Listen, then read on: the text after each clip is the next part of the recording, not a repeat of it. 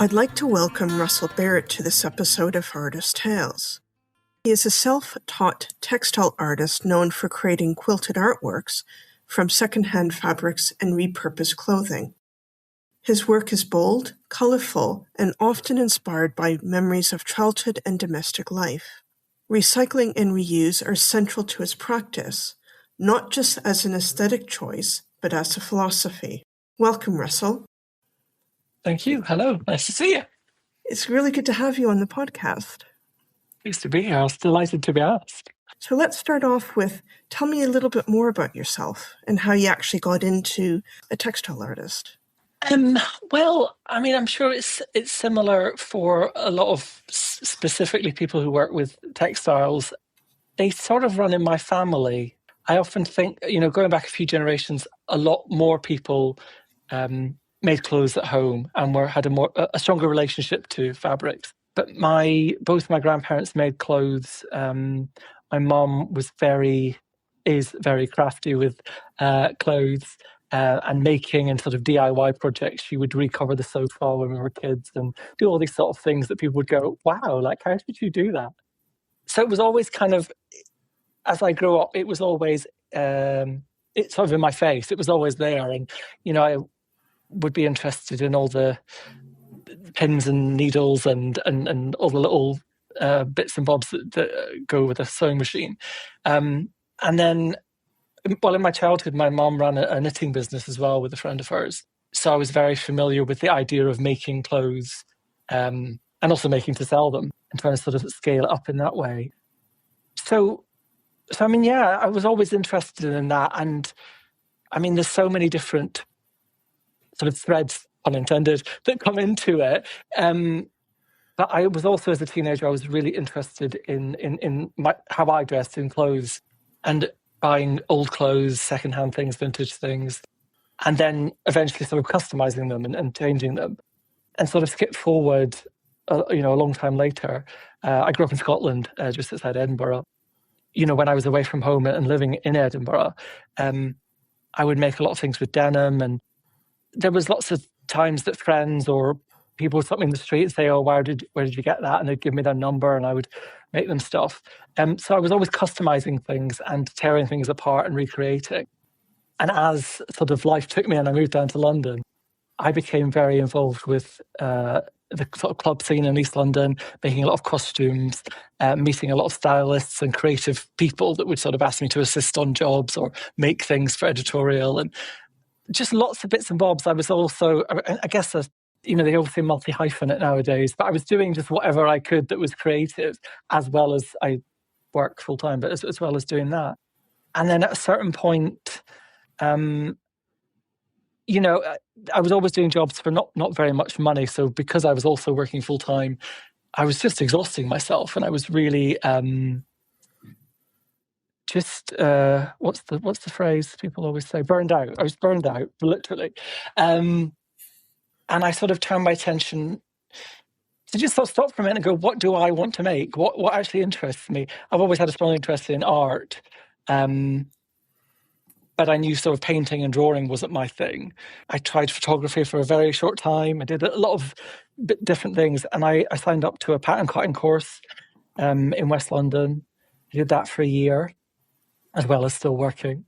And then, well, not to sort of go on about it too much, but myself and my flatmate, we had a flood and we lived in a basement flat.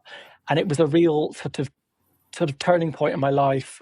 A lot of our stuff was ruined and sort of couldn't be saved. A lot of stuff went to storage.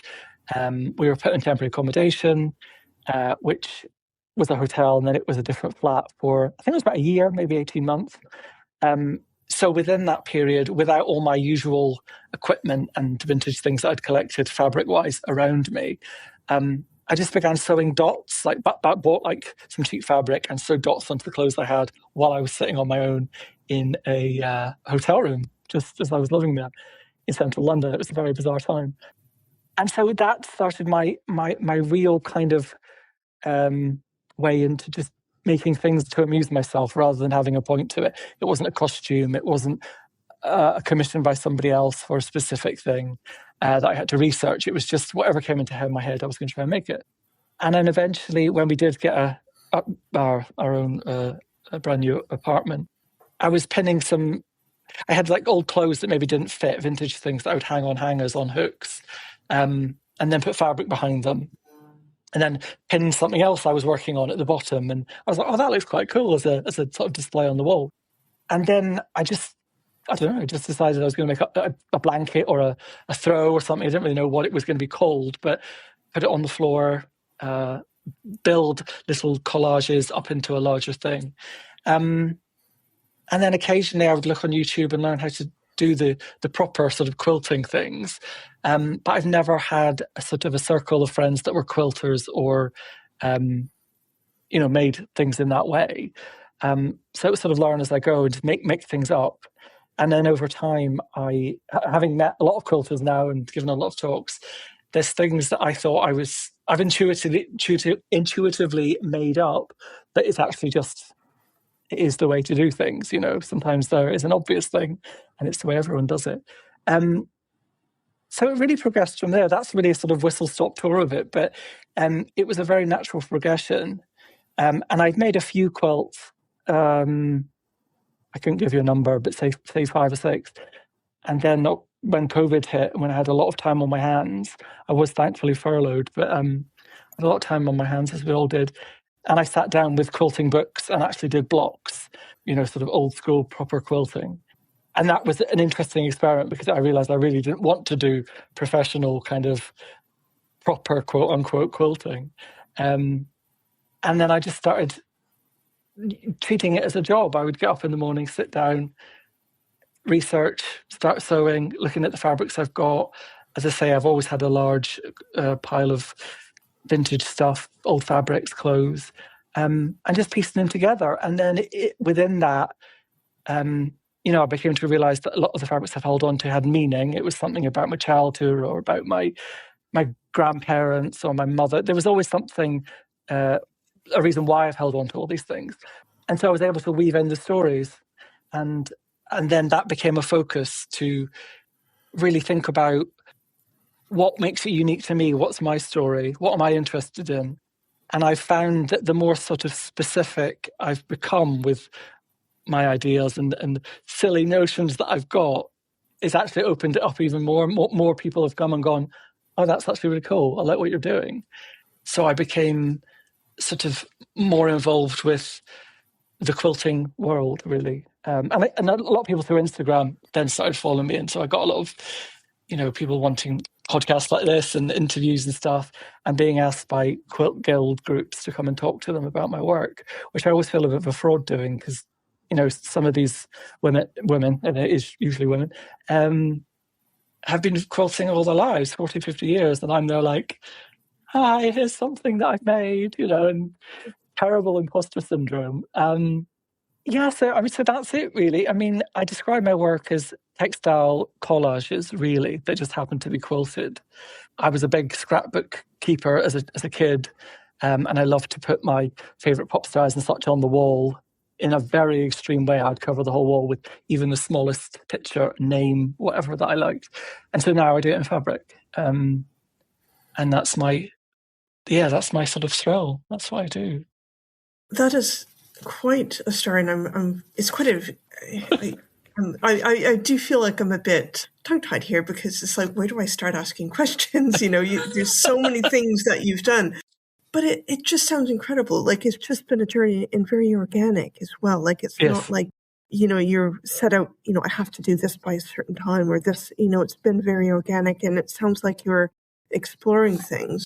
I mean, I think I'd like to first touch on it sounds like these quilts are very, very personal. It's born out of, or at least that transition from, your very personalized clothing, you kind of personalized what you did, which people really like, and then that shift into quilting.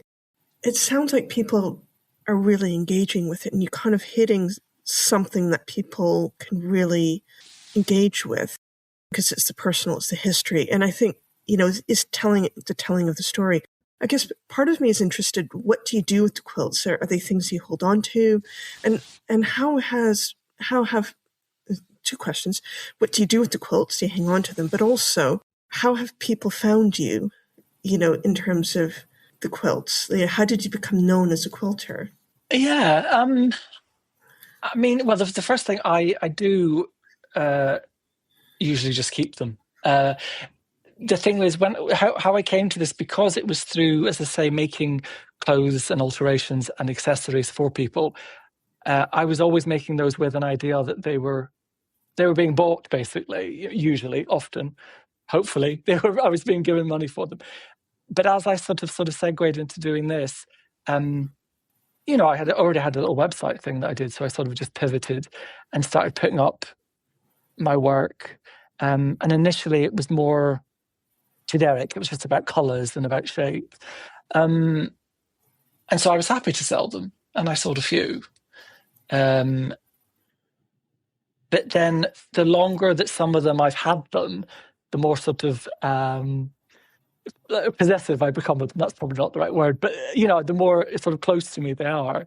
And as I say, when I sort of double down on why I do what I do and why I want to do it, sort of the personality, the storytelling within it is one of the key things. So I don't really want to give them away, certainly. There is a huge culture within certainly the quilting world, that the amount of time you spend making the things, you can never really charge the correct money unless you cross over into the art world with it, where I'm vaguely on the cusp. You can't really get a lot of money for them, so you would generally give them away. You would make them for pivotal life moments, birthdays, babies, people going into college, or all these sort of like marriages. Is obviously a big one. You make them for a specific thing, but because I'm not doing that, I do end up keeping them. I occasionally get messages through social media of people requesting to buy things, and occasionally they bought stuff, and if they don't like the price, then it's a no anyway. But it's tricky. But normally, yes, they're in a pile in my bedroom. Because I want to, I would like to sort of move into the art world more. I need to have them as work. Like, I can't just give them all away. What was the second bit of the question? Sorry, I probably was bad on me for asking two questions, but the second question is how people found you, which I think you did sort of, Well, yeah. I mean, it was literally. I mean, it's maybe a bit cringe nowadays, but it was through social media. I mean, when as I say, over the lockdown period, because more people were using social media, specifically Instagram, and I was using it more, and posting my work and my day-to-day sort of things. A lot more people found me, and actually, I shouldn't slag off Instagram. I met my partner through Instagram, so it has its good points. But yeah, I mean, for me, I would sit down and literally look up hashtags of finding out what I was making, like what kind of quilter am I? I didn't know any of the jargon. I'm still not good with it, but I mean, essentially, I'm an improv quilter, which is not following a pattern. Is almost making it up as you go along, and encouraging wobbly lines and looking for those things that make them unique, really. I mean, I'm sure a professional quilter would say that was wrong, but anyway, that's how I take it. But I was finding out what it was called and terms I was using, but also finding out other people that made work that really excited me.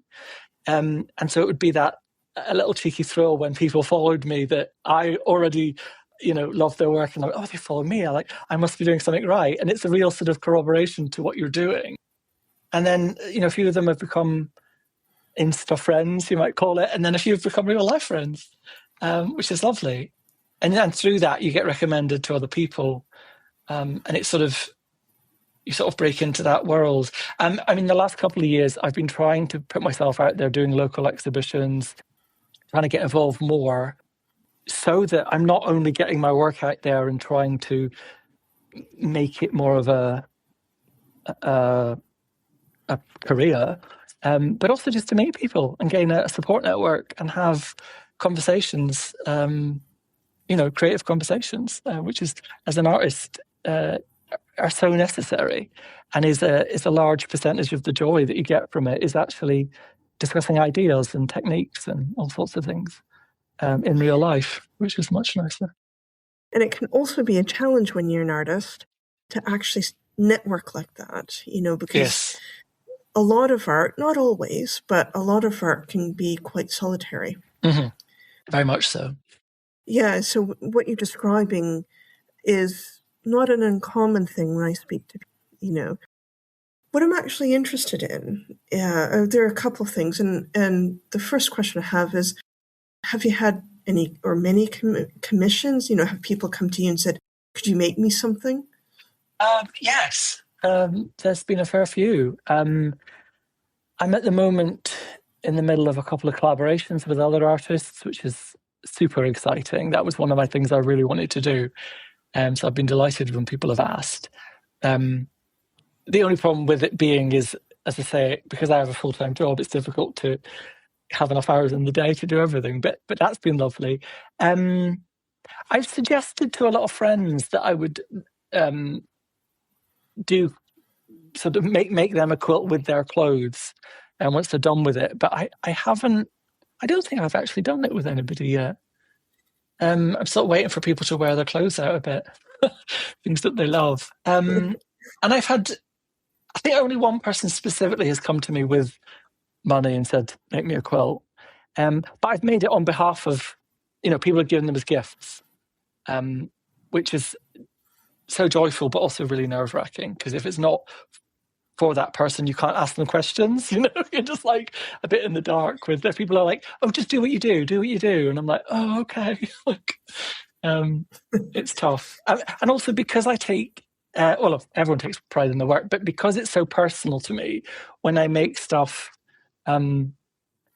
those dreams that people have where you're at school with your trousers down or something. It feels a bit like that, like I'm exposed. And as you say, it's such a solitary experience for me in my house, sitting in my pajamas, possibly, feeling it's intimate, and then opening it up to the world, showing it to somebody first time, is slightly mortifying. It always is. I don't think you're alone on that, because I think. Yeah, I think true artists are their art is quite authentic, and it is quite exposing, and it's once it's out in the world, it's out there, and you don't know necessarily how people are going to react and interact with it, which is quite desperately wanting to show in a gallery and have it on a wall, but then I've had this experience when I show in the corner and look at the wall, I'm like, oh God, like it's awful, I hate it. I mean, I don't really mean that, but it's just this. Ego and imposter syndrome fighting, like feeling like, oh God, what do you think you're doing? Exactly. And I was about to say the same thing. And I think too, most people are their worst self-critic. Like they're the worst critic of to themselves, rather than other people being a critic of you. Yeah. It's very difficult. But again, it's part of. It's the part of the learning. And as I say, in the last couple of years, I've been trying to put myself out there, network a bit more, whether it's on social media or ideally in real life. But also I've been reading, I mean, not to get too deep, but I've been reading books on sort of pop psychology and working out things in my brain that why am I not confident in certain things? Why do I feel such a way about certain things? What did I go through as a kid that maybe has resulted in this? I'm sort of at that time. I'm heading towards 50, and I'm sort of. I don't know if it's a possible midlife crisis, but I'm trying to work out my brain more, and it's sort of alongside my work. It's actually really, it's really helpful to try and push myself forward and to tick things off in my head and be like, okay, you feel this way, but you have to go out and meet people to make your work more well known. You have to do these things. So the two things are sort of working in tandem. But it is something I'm decisively working on at the moment to help myself speak publicly and all these sort of skills that are skills on their own. Yeah. But alongside my artwork. And I don't think they're necessarily taught. So no. Yeah, and I think too. I think a lot of people get to a certain point in their life when they what I'm hearing from you is self-reflection, or kind of trying to. Yeah, that's it. And I think you're not alone in that, because I think, I've certainly done it, and other people do it, and you just get to the point where you just have that self-reflection,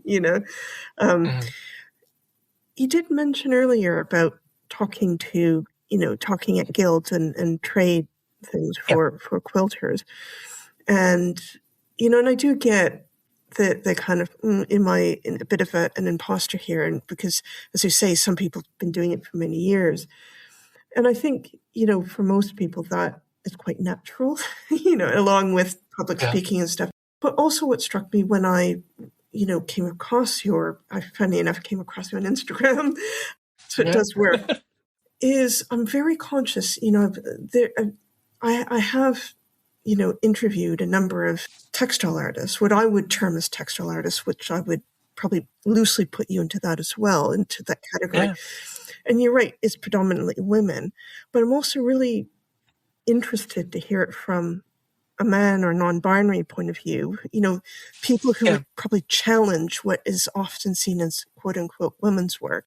And I think, that whole thing of what's women's work, what's men's work probably is quite fluid over the generations and the decades. And it's actually quite refreshing when you first, at the beginning of this podcast, you said, well, both your grandparents made stuff, or, they did the sort of reuse and that sort of thing. So I guess in some ways, because they had to. They had to. You're right. Yeah. So, have you kind of explored that, or have you thought about that, or is it something you're just kind of aware of, but you just do what you do? I'm always super aware of that. I guess throughout my life as a gay man, I've mainly had female friends, and I'm always aware of. I don't 100% describe myself as non-binary, but it's like being a man, in inverted commas, is not the first thing I think about myself. And I've often put myself into situations that are predominantly female, in my interests and in my my friends and everything. So it's also, as I get older as well, it's there's other things within that about ageism and all sorts of stuff as well that I'm super aware of. And so finding myself in the quilting world, it's really interesting because there's very few, sadly, sectors that are predominantly women, or female presenting, I should say, rather than So I'm always super aware of that. And somebody said to me a long time ago, a few years ago, that because I'm a man, people will notice your work more. And I was like, oh, cool. Like, at first, I was like, oh, cool, yeah, great. And then I thought, well, hang on, that makes me feel slightly uncomfortable, actually, because why should my work be at the front of a list because I'm a man? Like, it makes me really uncomfortable. So I'm always very aware when I'm at guild meetings, at sort of any sort of quilty shows or anything, to talk about that and be open about it. And, that awkwardness adds to my general kind of personality awkwardness. So it's all good.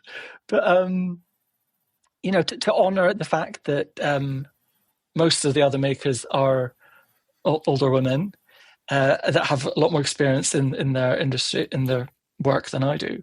And I talk about that. But it also feeds back into my work, because a lot of my work is literally, or often loosely, inspired by my mother or my grandmothers, because they're strong figures in my life, and I relate to them in so many ways. I've had a couple of experiences at quilting groups where it's this topic is discussed, and thankfully everyone's been really positive to me to say, we fully appreciate you saying a shortened version of what I just said to you, that I'm aware that I'm in a space that isn't predominantly men. And it's funny, in groups where there are men, there's always a quiet little, they come over and like shake my hand and hello, and like, okay.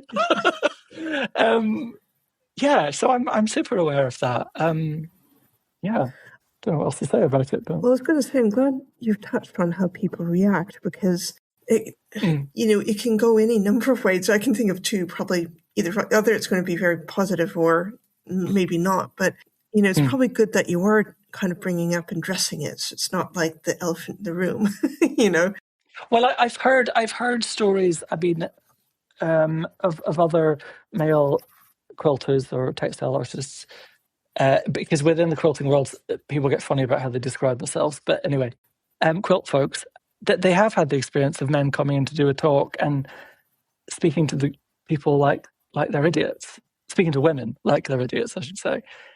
And I'm like, wow, like that's not my life. That is not my lane to speak to anybody like that. So I'm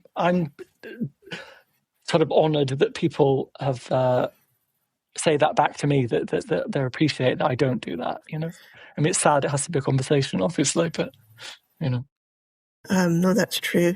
The other thing I wanted to raise with you was you've raised earlier in the conversation that sometimes you go to these talks and there are many people there have much more experience and you're kind of conscious of that. I'm also thinking too that perhaps you're bringing a different angle, a fresh angle, a fresh voice. The question I have is, what's the reaction? Because it's quite easy, I think, for people to think, I have all this experience. What is this young upshot coming in and kind of telling me how to do things? Yes. So what's the reaction to you coming in and having that conversation? Yeah, in Scotland, it would be like, here's the silly wee laddie that's like just an idiot, doesn't know what he's talking about. Well, I mean, more and more I've part of my sort of getting over myself, getting over the imposter syndrome, is realizing that one of my main attributes is the sort of creative side of it. Like, I'm not about technique or precision. I'm not even really there to tell people like how to sew the things. It's more why and about ideas. And because there's so much sort of, I don't know what you would describe it, like formal sort of tight quilting that is very much ruled. It's like mathematical and very precise. I've been told, and I imagine it's true, that there is a breath of fresh air when somebody comes in and says, and it sort of gives people permission. That's kind of what I'm doing, to say, you don't have to do that. And it's still a quilt, and it's still interesting. And I think one of my sort of superpowers, if you like, is to say to people, you can make it more and more personal, and you can really talk about you. And also you can bring in completely off the wall ideas. Now, maybe if you're going to put it into a quilt competition, there are obviously rules that you have to sort of set it within. But a lot of those rules can be sort of bent slightly. Yeah, so I'm realizing myself over the last couple of years that that's kind of where my sort of niche is in terms of my talks and the teaching that I've done. It's always amazing to me because I do my work. I just sort of do it, and sometimes it is a struggle, but it flows. I've always got a lot of projects on the go. In case I get slightly bored, I can move on to something else because I always want to feel sort of that I'm in a good flow state. People I've chatted to when I've done actual sewing classes, so many people are stuck and they don't know how to, or possibly they don't want to express themselves. So they're like, well, why would I do this? Why wouldn't I cut out a perfect circle? I'm like, because it's fun, just step out of your comfort zone. And comfort zone is an expression that comes up a lot at my classes, because people are like, oh, well, I couldn't possibly leave a raw edge because that's an absolute no-no. And like, go on, do it. I dare you. Like, just try it. So there's very kind of the practical side of creativity that is really interesting to me. And as I say, that's eased my own imposter syndrome, because I'm like, no, that's actually what I can do. And I know I'm good at is chuck a few things together and it'll look good. And the colours will be considered, albeit possibly very bright, but there will be a consideration and a rhythm to things that is interesting. The same as music. I always compare it to music. Like, a lot of the music I listen to is, a lot of 80s, but a lot of kind of dance music or hip hop, R&B, where they've used samples and things are cut up and stitched back together. And I love that. And that is kind of what I do with my, you might, I recognise that bit of that item of clothing or that old bed sheet that people had in the 1960s, those old, I haven't got any behind me, but flowery things. And sometimes people get really emotional about fabrics, which is exciting. But so I'm going off on a tangent a bit, but that's, there's interesting chats I always have with people. And I'm slowly realising that's what I'm good at. So it sounds like you're kind of challenging, as you say, people's comfort zone. Yeah. And I have to say that, because this is audio, I have to say for the listener that you have an amazing background with some amazing kind of, textile stuff on the wall. So what is going on? Yeah, just to give a bit of context, because they won't be thinking. The one underneath is actually one of the first quilts I made. Oh, wow. I made both of the items of clothing as well. And there were things that I'd sort of worn thin that we couldn't part with because I made them, I loved them. And that's again, as I was saying earlier, pinning things together and going, oh, hang on, that could be a throw or a piece of work on its own. So, yeah. You've kind of segued very nicely into my next question around recycling, reusing. Yes. So what's drawn you to that? So why are you drawn to sort of recycling? What's part of that ethos? Well, I was always brought up with recycling was completely normal. And I think maybe our neighbours thought we were really weird. Particularly my mom and her side of the family, but I mean, both my parents, there was a lot of make do and mend from their parents. And that sort of philosophy of, you only buy something new when it's actually worn out, when you can't make good use of it. Old clothes or old rags, or old nappies and stuff are used as cloths. A lot of our cloths when I was a child, floor cloths and stuff, were actually nappies that me and my brother had used, like terry telling ones, not the modern ones. Yeah. So that's how I was brought up. That we reused. We didn't spend a lot of money on new things, and we recycled. And as a teenager, I progressed into using secondhand shops, charity shops, to just buy clothes, and then that's obviously turned into that's my resource for fabric. And I've always been quite strong about that, about green issues. And it's something that is obviously has a lot of discussion today, which can get sort of quite dark and depressing. When you look at the huge problems, particularly when it intersects with north and south divides on the globe and all that sort of stuff. But also, I mean, if I'm honest, it helped. Now, this is part of things about seeing the world through Instagram. To double down on something, to find a niche on there, helps with your sort of, I don't know, what do they call it, like the algorithmic stuff. And at a certain point, that partly encouraged me to only use recycled things. Like, I've always used other things, but mixed it in with fabrics people had given me, or, I'd buy fabric for a project that I was being paid for, but if there was leftovers, I'd use them all that. But so those sort of two things combined, and so I decided, I'm only going to use recycled things. Apart from the wadding inside, I sometimes use old fleeces and old wool and stuff. And it was almost like having a manifesto for myself to be like, I can honestly write in my biogs now, he only uses recycled or secondhand or, repurposed clothes and fabrics and even like remnants and stuff.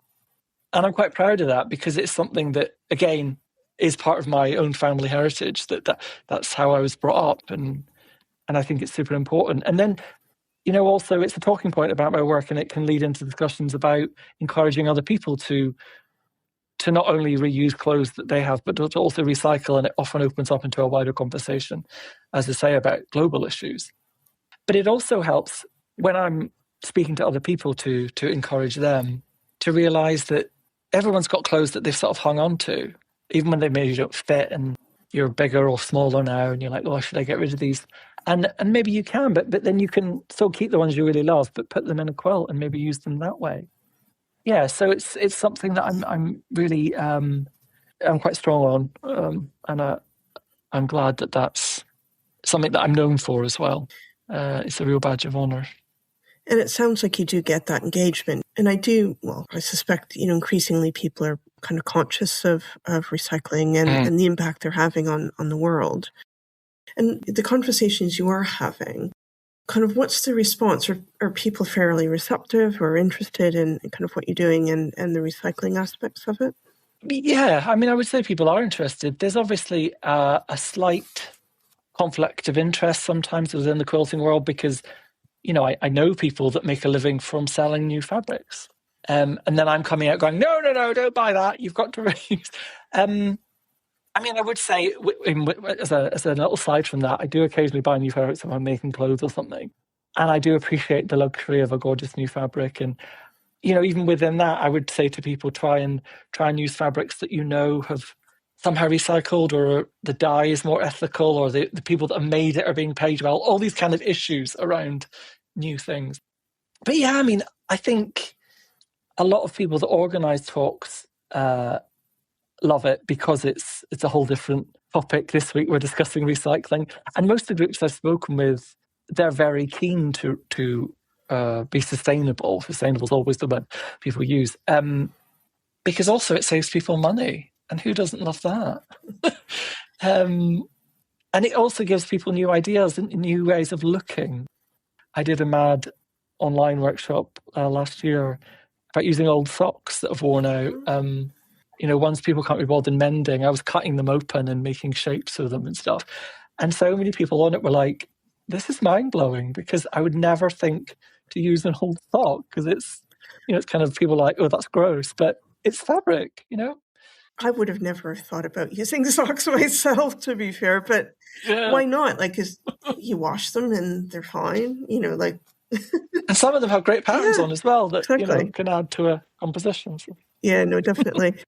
Now it's kind of my last question. So what's next? What are you kind of looking, do you have any projects coming along, or any talks, or kind of looking? I do. There's quite a lot happening for this year. There's companies I can't actually talk about, unfortunately, yet, but quite a major one, which is exciting. But I've got collaborations, as I say, that are ongoing with a couple of friends of mine, which are really exciting. I've got a few talks booked in. I've set myself a goal this year. There's 4 specific quilts that I've had on the go for a couple of years that I want to get finished. So I'm kind of trying to focus on that. I've also been going back through my stack of quilts that I've got and trying to log them.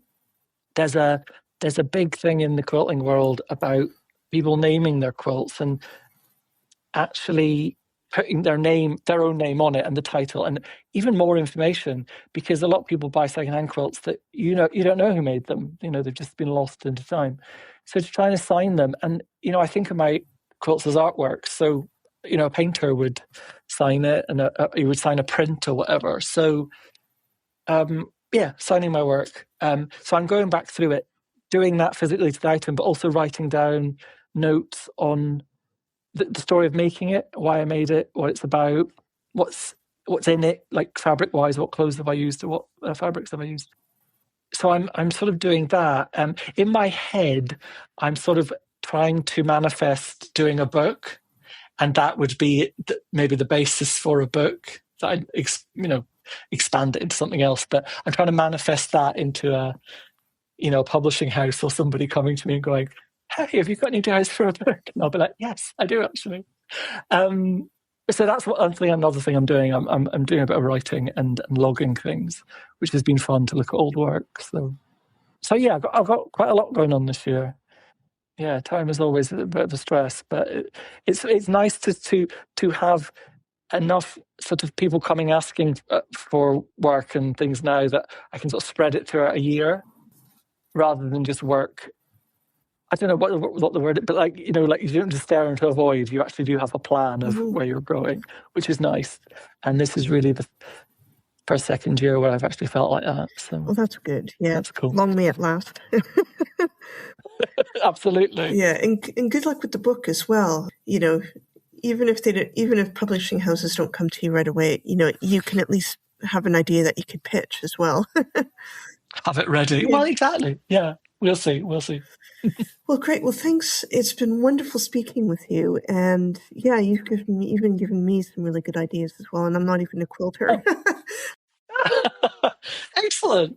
I'm more into photography, but I always enjoy. Right. Yeah, I always enjoy speaking to other people, no matter what you do, because you always pick up something, and you pick up little nuggets and things that get you thinking. So Yeah. yeah. Creative ways of working and stuff can be spread across any sort of creative endeavor. I love that. But it's been lovely to speak with you. Thanks for inviting me. Well, thanks for coming. It's been really lovely speaking with you as well, so thank you. Thanks for listening to my conversation with Russell.